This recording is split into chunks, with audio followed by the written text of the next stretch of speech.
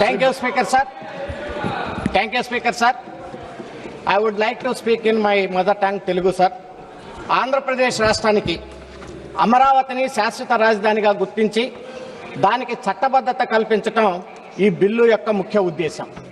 దీనికి మా జనసేన పార్టీ పవన్ కళ్యాణ్ గారి తరఫున, పార్లమెంటు సభ్యుడిగా జనసేన పార్టీ మా ఎంపీల తరఫున ఆంధ్రప్రదేశ్కి రాజధాని ఎప్పటికీ ఒకే రాజధాని, అది అమరావతి అని చెప్పేసి మా పూర్తి సంపూర్ణ మద్దతు ఈ బిల్లుకి తెలియజేస్తున్నాము. అధ్యక్ష, ఆంధ్రప్రదేశ్లో రాజధాని ఎక్కడా ఉండాలనేటువంటి విషయం మీద గత ప్రభుత్వం చేంజ్ చేసి చాలా ఇబ్బందులు కలిగజేసింది. అంతకుముందు ఉన్నటువంటి చంద్రబాబు నాయుడు గారు క్లియర్గా అమరావతి రాజధాని అని చెప్పి డిక్లేర్ చేశారు.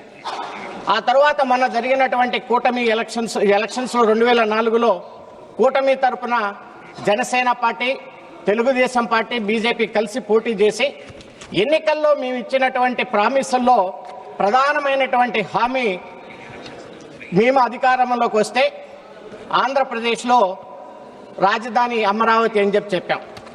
ప్రజలందరూ దాన్ని నమ్మారు, విశ్వసించారు.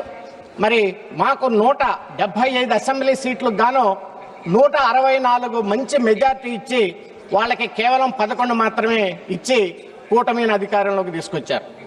జనసేన పార్టీని గురించి ఒక్క నిమిషం చెప్పాలంటే, మేము కంటెస్ట్ చేసినటువంటి 21 అసెంబ్లీకి 21 గెలిచాం, 2 పార్లమెంటుకి 2 గెలిచాం. మేము మరి హైయెస్ట్ స్ట్రైక్ రేట్ తోటి మరి దీన్ని అధికారంలోకి తీసుకొచ్చాం. అయితే వాళ్ళు వైజాగ్ అన్నటువంటి విషయాన్ని ప్రస్తావించినప్పుడు ఇక్కడ ఒక ముఖ్య విషయం కూడా చెప్పాలి అధ్యక్ష. వైజాగ్లో మా పార్టీ అంటే మా కూటమి తరఫున పోటీ చేసినటువంటి భరత్ గారు కూడా అక్కడ ఉన్నటువంటి ప్రజలు వైసీపీ వాళ్ళు ఏదైతే వైజాగ్ అని చెప్పారో దాన్ని కాదు అని చెప్పి మా పార్టీ అభ్యర్థికి 5,04,000 మెజార్టీ ఇవ్వటం, అది పూర్తిగా అమరావతి రాజధాని అని చెప్పటం అనే దానికి ఒక నిదర్శనం అధ్యక్ష. ఇటువంటి పూర్తి సంపూర్ణ మద్దతు ఉన్నటువంటి, ప్రజల మద్దతు ఉన్నటువంటి అమరావతిని ఎప్పుడు అమరావతి క్యాపిటల్ గా ఉంచాలని చెప్పేసి నేను కోరుకుంటా ఉన్నా మా పార్టీ తరఫున. అదే రకంగా 2014-16లో చంద్రబాబు నాయుడు గారి టైంలో 29,000 మంది రైతులు 34,000 ఎకరాలు 88 రోజుల్లో స్వచ్ఛందంగా ఇచ్చారు. వాళ్ళని మనం అప్రిషియేట్ చేయాలి అధ్యక్ష. అయితే వాళ్ళకి పెట్టినటువంటి ఇబ్బందులు, రైతులకు పెట్టినటువంటి ఇబ్బందులు, వాళ్ళు దాదాపు 1631 రోజులుగా వాళ్ళు చేసినటువంటి పోరాటానికి వాళ్ళ దగ్గర డబ్బులు లేకపోతే అనేక మంది చందాలు ఇచ్చి మరి ఆ ఉద్యమానికి సపోర్ట్ చేశారు. సో దాన్ని మరి వాళ్ళు అంచెలంచెలుగా దాన్ని ఉద్యమం చేసి కోట్ల ఖర్చు చేసి ఈరోజు రాజధానిని కాపాడుకోగలిగారంటే అది రైతుల్లో ఉన్నటువంటి ప్రధానమైనటువంటి ఒక దృఢ సంకల్పం అధ్యక్ష.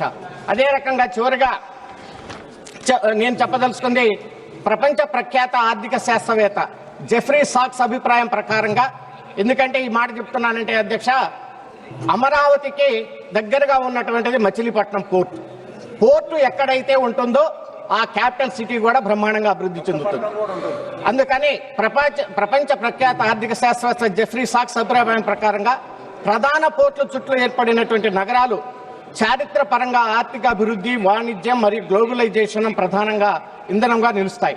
జెఫ్రీ సాక్స్ అభిప్రాయం ప్రకారంగా సముద్ర వాణిజ్య మార్గాలను సులువుగా చేరుకోవటం మరియు ప్రపంచ వాణిజ్యంలో భాగం కావటం దేశాలు అభివృద్ధి చెందటానికి చాలా ముఖ్యమైనటువంటి.